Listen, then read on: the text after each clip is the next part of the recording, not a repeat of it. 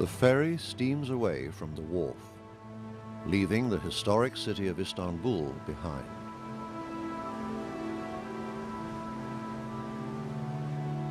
It is heading out into the Sea of Marmara on one of its regular trips to the islands off the coast of Turkey. The people aboard pay little attention to one of their fellow passengers. A quiet man, calmly reading a newspaper. They don't realize he is one of the great spiritual leaders of the world, a leader who is playing a critical role in saving them from environmental dangers that grow worse every day, dangers that threaten the lives of us all. To commit a crime against the natural world is a sin. For human beings to destroy the biological diversity of God's creation, for human beings to contaminate the earth's waters, its land, its air, and its life. All of these are sins.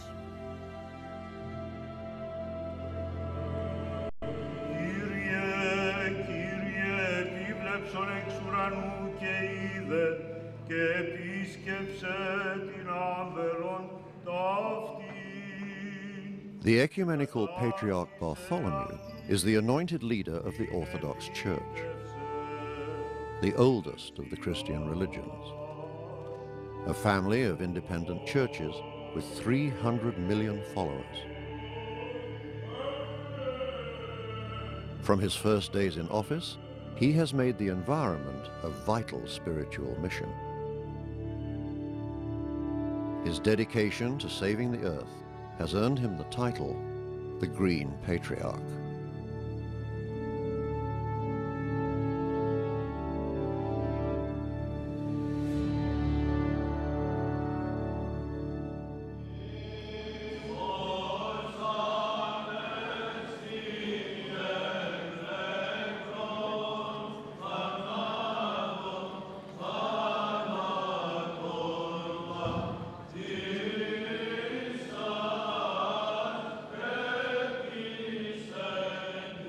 When His All Holiness Bartholomew became the Ecumenical Patriarch in November of 1991, he was the 270th in a line that stretches back unbroken to St. Andrew, one of the original 12 apostles of Jesus Christ. The Patriarch is the protector of a rich and ancient tradition from which he has taken the concept of sin and applied it to today's wanton abuse of the environment.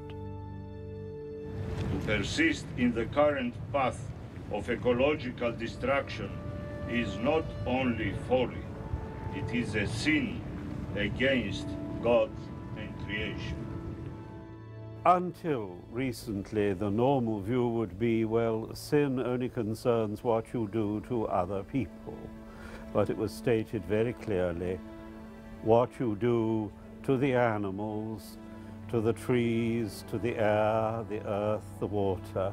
If you misuse them, this too is sinful. The Ecumenical Patriarch was the first leader of his stature in the Christian community to have made environmental issues, or caring for God's creation, a key issue.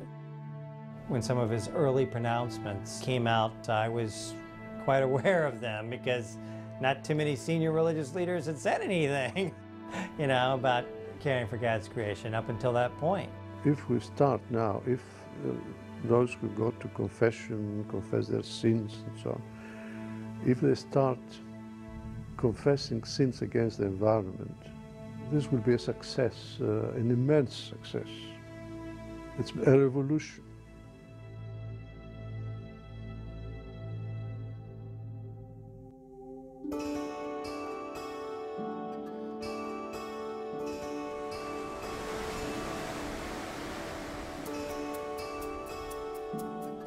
The Ecumenical Patriarch decided to use his influence to bring people together to solve our common problem.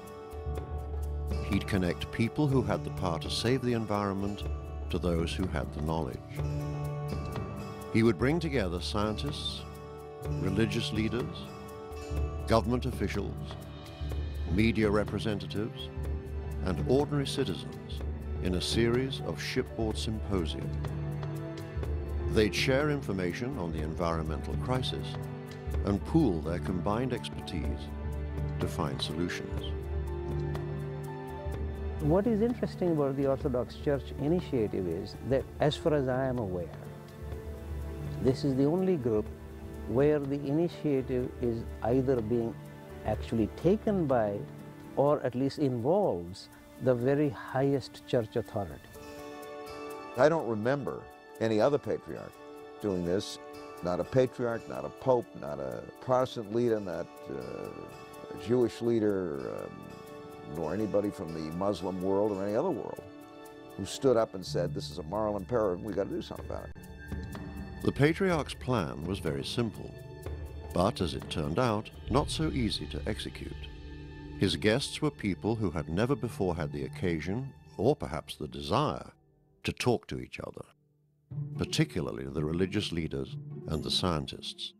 When I was invited, I was a little bit suspicious because, as you know, scientists don't look to religion with a lot of trust. Science and religion have traditionally not gotten along, and a little bit of humility from both helps a lot. Scientists in general just do not give a damn with what the religion people have to say philosophically about the way to do science. I would say the scientists were more open towards theology than theology was open towards science. And so it was important at the first symposium to have them on a boat so that they would not disappear suddenly. The split between science and religion is centuries old. For scientists, defying church doctrine once meant death. In the 1500s, Nicolaus Copernicus feared persecution from the Catholic Church so much that he waited until he was on his deathbed to publish his theory that the sun was the center of our planetary system, not the Earth. Though Copernicus escaped punishment, those who subscribed to his theory were not so lucky. Giordano Bruno was imprisoned for his heretical views, tortured for 8 years, then in 1600 burned at the stake. 32 years later, Galileo wrote a book offering his own proof that Copernicus was right. The Pope banned it, threatened Galileo with torture, and sentenced him to a lifetime of house arrest. This situation, in my view, produced a reaction. So first you develop a doubt about anything that is not explained. So you reject faith, because faith is the territory of your enemy. Rifts between science and religion are often as bitter today as in the past, particularly in areas like creation theory, stem cell research, and human cloning. But the Patriarch hoped the fragile state of the environment would help the two sides find common ground. The wise men of the antiquity, they were also the priests, and they knew about the stars and plants and animals and meteorology and the soul and the spirit and the world. There wasn't a separation. And it's about time we overcome this.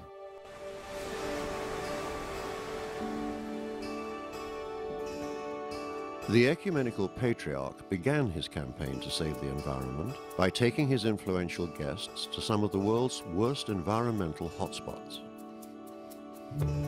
In the Gulf of Finland, where contaminated water creates health hazards for millions, he took them on a tour of a new sewage treatment plant. Something that I shall never forget is walking through a sewage plant with His All Holiness the Ecumenical Patriarch of Constantinople, accompanied by the world's press, striding through these remarkable caverns and seeing what enormous ingenuity had gone into dealing with a problem that, as we know, everywhere has to deal with in one way or another.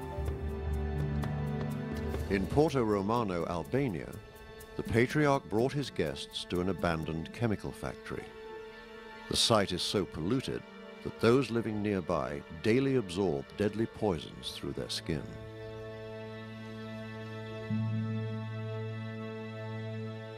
Thanks to the Patriarch, scientists and journalists had a rare chance to discuss the toxic dump site with the country's president. I realise that it's a very expensive problem to solve. Yes. But there is a simple thing that could be done, which the entire site could be simply fenced off. No, I don't believe on the fence, because if you have a local infection, it doesn't mean that this will be localized all the time. No one's suggesting that's the total answer, Mr. President, but suggesting a way of stopping more people being I answer the question.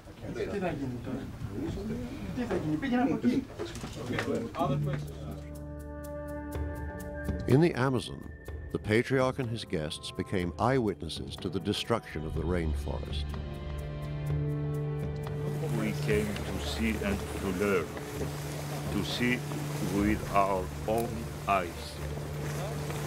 We go back more rich in knowledge and in experience. In the Baltic, the Patriarch focused the world's attention on fish species that once seemed infinite and are now close to extinction.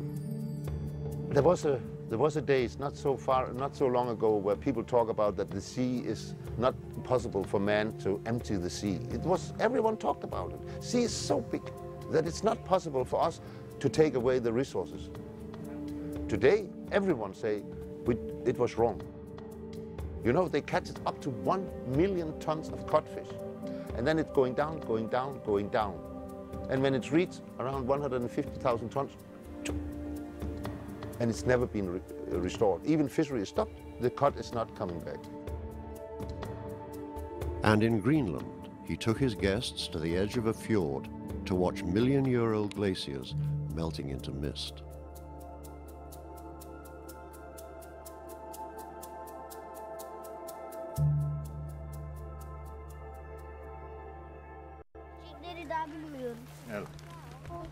Kesi. Kesi. Kesi. Ama kokuyor bir koku. Palin. Demir izliyor. Limon Kesi.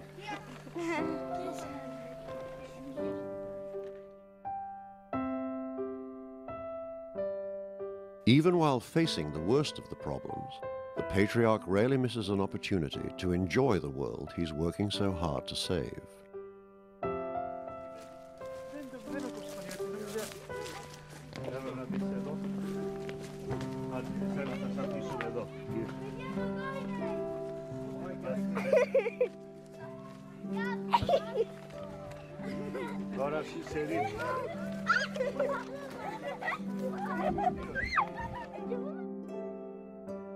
Whenever possible, he bypasses riding in cars for a simple walk in the open air. You want to walk? Okay.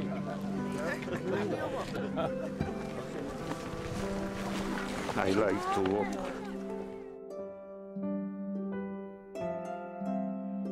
Like all leaders, he kisses babies, but for the Patriarch, it's one of the benefits. Their eyes and their innocence are a part of paradise.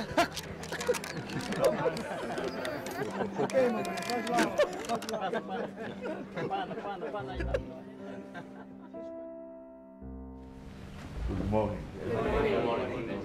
No matter where he is in the world, the Patriarch is rarely alone. His days booked solid with meetings with his followers, church leaders, and heads of state. He has received the United States Congressional Medal of Honor from President Bill Clinton, won Norway's prestigious Sophie Prize for his inventive approach to environmental problems, and been named a champion of the earth by the United Nations. He is the sort of leader who doesn't lead exactly by coming out front.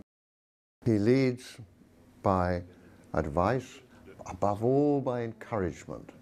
What he doesn't do is come out front with the flag and march, ahead of the troops. He can't do that.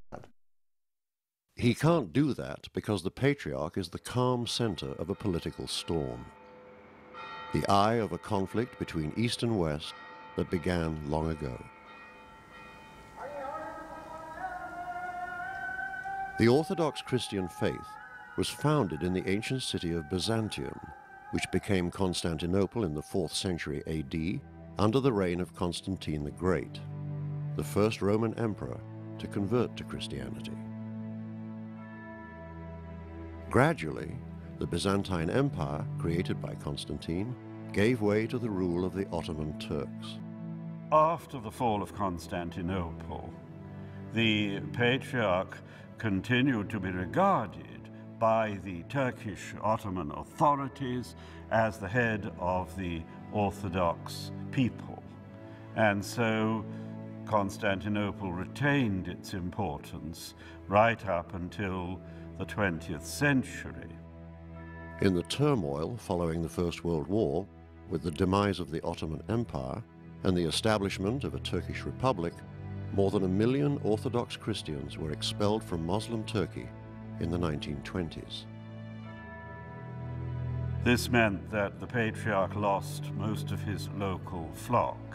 However, the Christians in Constantinople itself were allowed to remain, though because of pressures since 1955, most of them are now gone. Under Turkish rule, the Patriarchate has frequently been the object of political or religious persecution. 7 patriarchs were killed while in office. Other patriarchs deposed and forced out. Even today, Ecumenical Patriarch Bartholomew finds himself under threat. Radical Muslims frequently stage protests, hanging him in effigy, demanding that he and his followers abandon his faith's ancient homeland.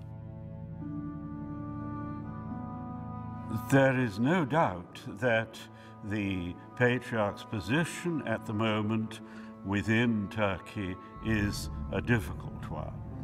The Turkish government considers that he is simply the head of a rather small minority of Christians in Istanbul, and they do not recognize him as the leader of a worldwide Orthodox community.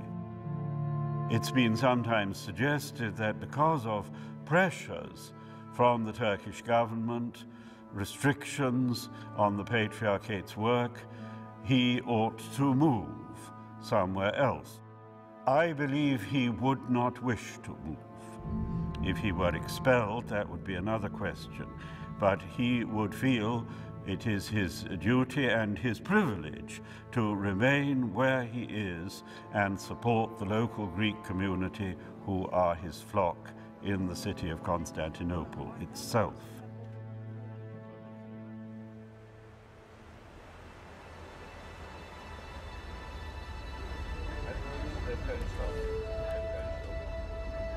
On this morning, the Patriarch is on his way to the island of Halki, an hour's ferry ride from Istanbul.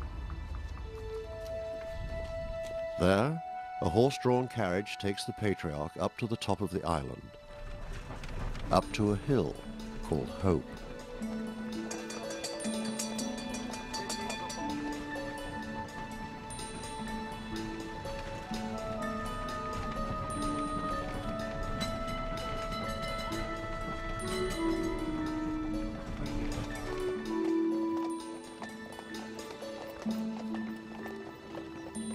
In the 9th century, Byzantine monks built a monastery there. Since 1844, it has been a theological school of the Orthodox Church. For the Patriarch, a visit there is always a kind of homecoming. I am deeply moved whenever I come back.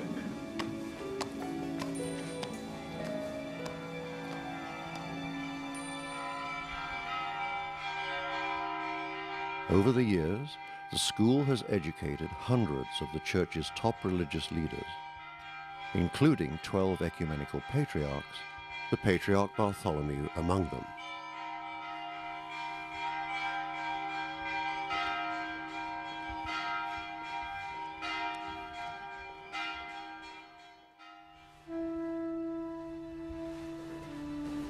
Άγιος Βαρθολομαίος.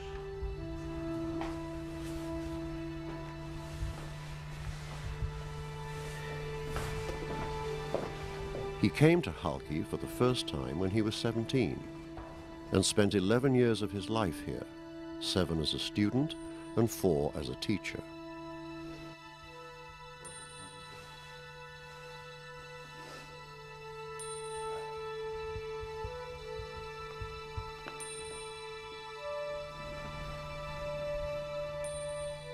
Patriarch Photios.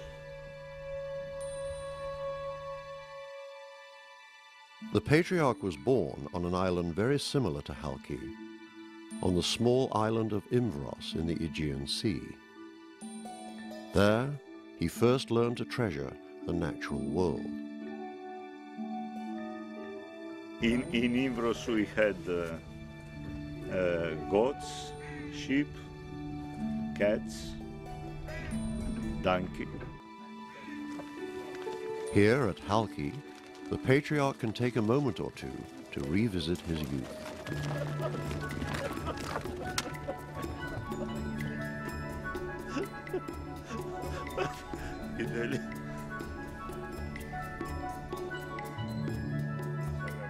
Whenever he has the opportunity to be in a place like Imbros, he always goes back in his childhood and he would say, oh, when I was a child, we were going on the mountain and in the sea, and it was so nice to climb the mountains. And this feeling gives him so much strength that even now he will climb on the mountains and he will run so fast that we cannot follow him.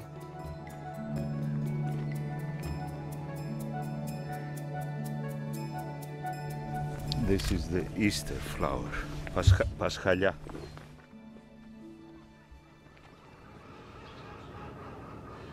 This island is a welcome respite for the busy Patriarch, but it is Halki's place in the history of his faith that is most precious. These are my predecessors. This is my private apartment here. An ideal place for study, for prayer, for meditation. Unfortunately closed. Closed down.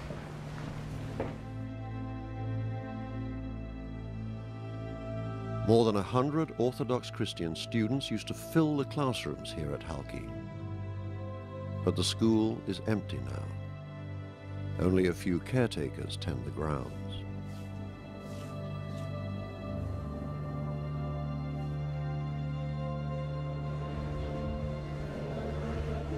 We used to have lunch all together here, the dean, professors, and the students.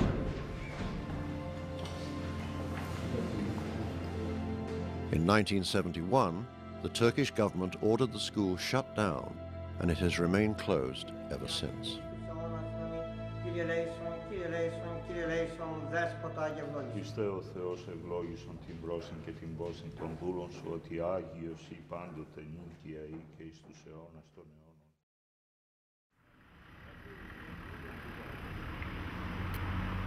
I would guess that the Turkish instinct is that it is not very good news if he becomes too prominent in the world. If he were to become a major world actor, I think that would be upsetting to the Turkish state. I think there's a good deal of respect among Turks generally for the Patriarchate, and I'm just very puzzled as to why the official attitude continues to be as hard-edged as it seems to be. It's not as if the Patriarch is a threat to Turkey. And in fact, I would think that they would look upon the Patriarch and the Patriarchate as something to be proud of. He doesn't go out there and give big press conferences. He doesn't give interviews. In one sense, it's a pity, because if he were to come out and say, yes, I am the Green Patriarch, this is what I want the world to do, what I want to do, it would be sensational. Instead, the Patriarch spends a great deal of time working behind the scenes, often without credit. Building bridges is part of the Patriarchate's history and commitment. So the Ecumenical Patriarchate has always looked to build bridges. It's always sought to find ways of dialogue with other churches, with other faiths. In 2002, at the Church of Sant'Apollinare in Italy, a church famous for its mosaics of the natural world, the Patriarch embraced an opportunity to forward the cause of the environment, while at the same time helping to repair an historic rift, the Great Schism of 1054 AD between the Orthodox Church and the Catholic Church. The Archbishop of Ravenna allowed the Patriarch to perform the Orthodox liturgy for the first time in more than a millennium.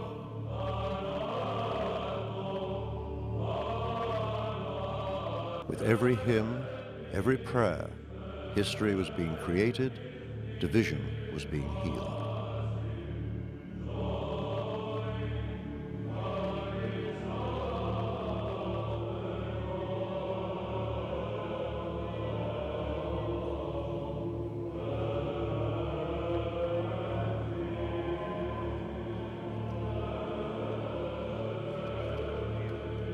The whole atmosphere of the church, this famous basilica, was very inspiring, and feelings of the numerous congregation who attended the liturgy were very positive, very moving.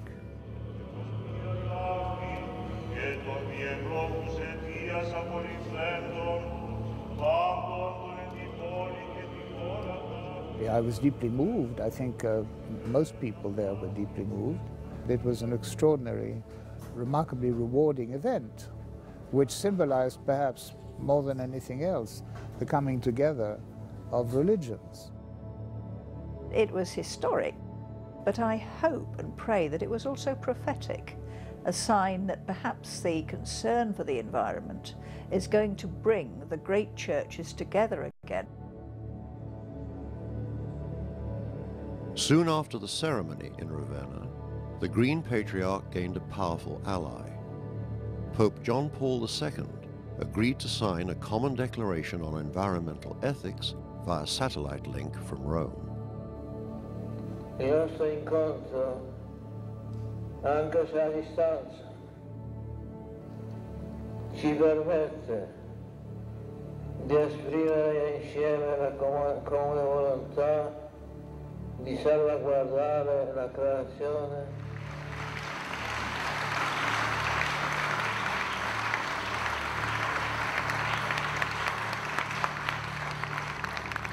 The declaration explicitly made the environment the responsibility of human beings. It said, in part, "We have not been entrusted with unlimited power over creation.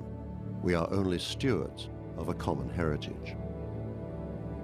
When we signed this statement of environmental commitment, it was as if two lungs of a single body were expressing a fervent desire to breathe the clean air of an unpolluted world. The declaration ended on a note of great hope. It is not too late. God's world has incredible healing powers. Within a single generation, we could steer the earth toward our children's future. Let that generation start now, with God's help and blessing. I think that the Venice Declaration may prove to be extremely significant because it's in the bank, you see. This has been said by a Pope. This is now official teaching. The Patriarch has pulled out the Vatican energy and commitment on this issue.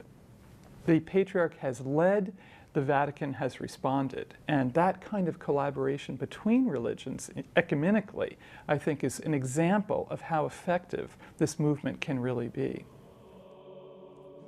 Since the death of Pope John Paul II, the Patriarch has enhanced the Vatican's commitment with the new Pope, Benedict XVI.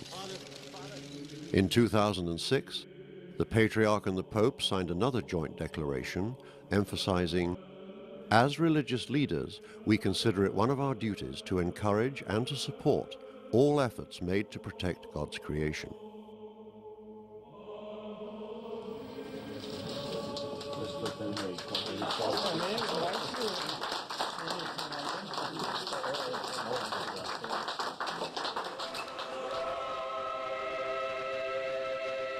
The Ecumenical Patriarch continues to play his primary role in the broader Orthodox community, always furthering his environmental message.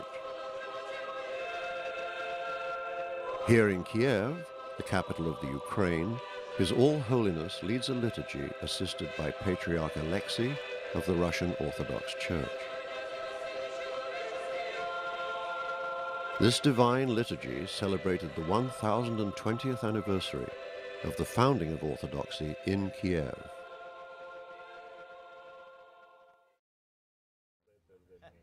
The Patriarch is reaching out to all spiritual leaders, not only those who head Christian religion. How are you? I'm very well. He's drawing in very senior leaders from a diversity of religious traditions and really creating a forum where they're able not only to speak with scientists and people in the development community and people concerned with human rights and social equity, but they're also able to speak among themselves and to compare and contrast some of the approaches each of the faiths can bring to the environment issue.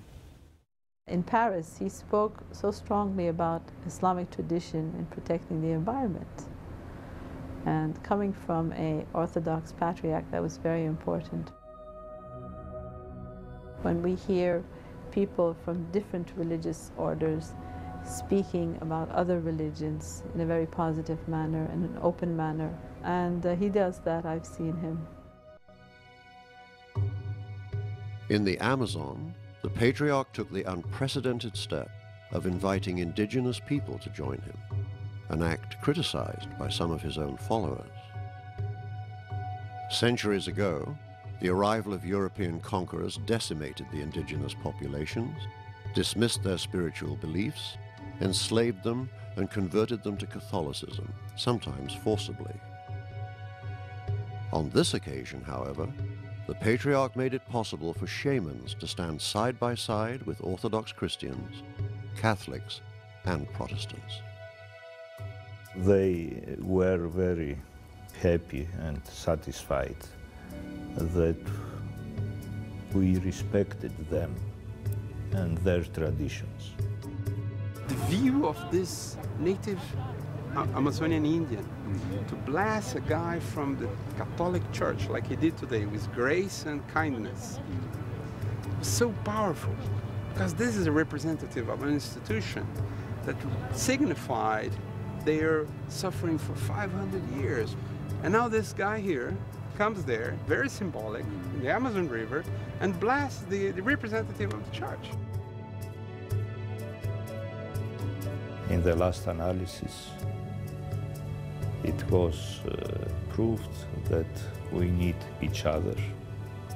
They need our advanced science and development, and we need their traditions and their closeness to the creation of God.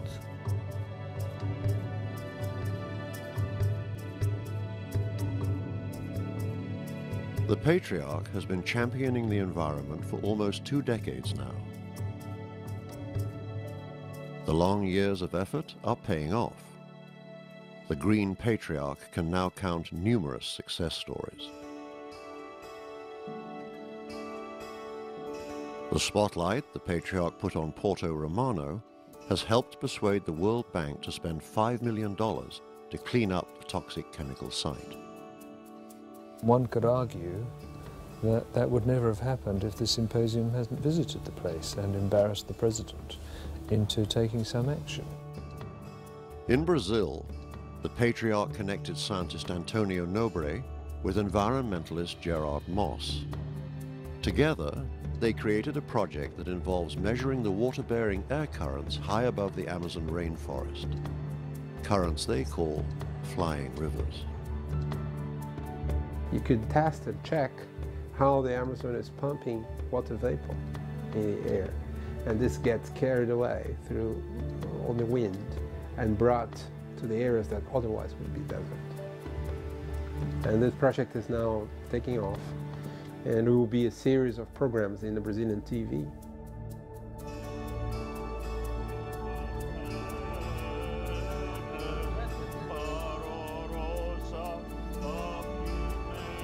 The Patriarch's visit to the Baltic inspired Bread and Fish, an organization of farmers, fishermen, and government leaders that hopes to restore the devastated fish stocks by continuing the communication and cooperation started by the Patriarch.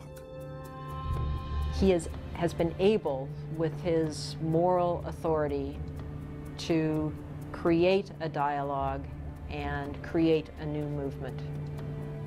To have religion become partner with nature and partner with people, and to have the real roots of religion kept alive for being a savior of humanity and nature rather than a threat to humanity and nature, a source of love and compassion rather than a source of hate and intolerance. For me, it's like oxygen. You have only one planet. This is a very delicate environmental balance that we live within. It's, you know, it's probably one of the reasons why many of us are religious, because we have something here in this ecosystem of ours which is so extraordinary. It's hard not to believe that some greater power than ourselves had something to do with this.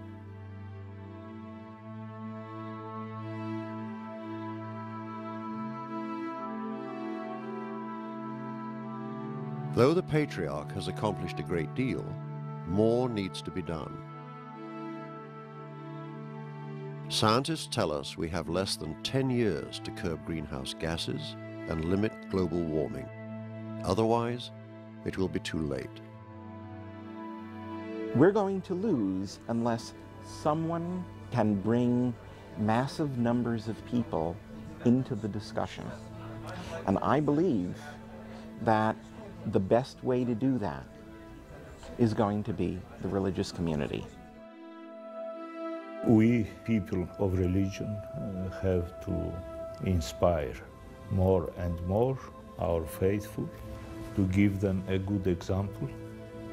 If we have arrived in this critical point today, it means that we, representatives of religion, did not fulfill our mission. We need moral leadership. People are feeling this urgency as never before. The awareness has arisen about climate change, about a whole range of issues, species extinction, pollution, and so on. We must respond as religious people to this critical moment. And I think we have now that possibility, and in large measure because of the early and consistent and authentic leadership of His All Holiness Bartholomew. Now that religion is here and bringing the moral message, things will start to change. This is what happened with the slavery issue. This is what happened with civil rights.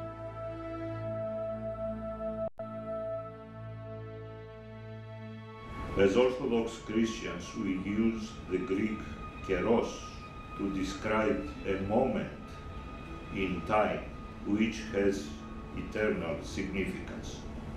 For the human race as a whole, there is now a keros, a decisive time in our relationship with God's creation.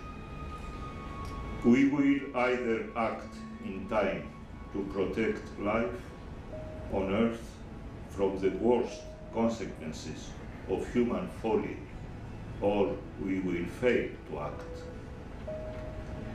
May God grant us the wisdom to act in time.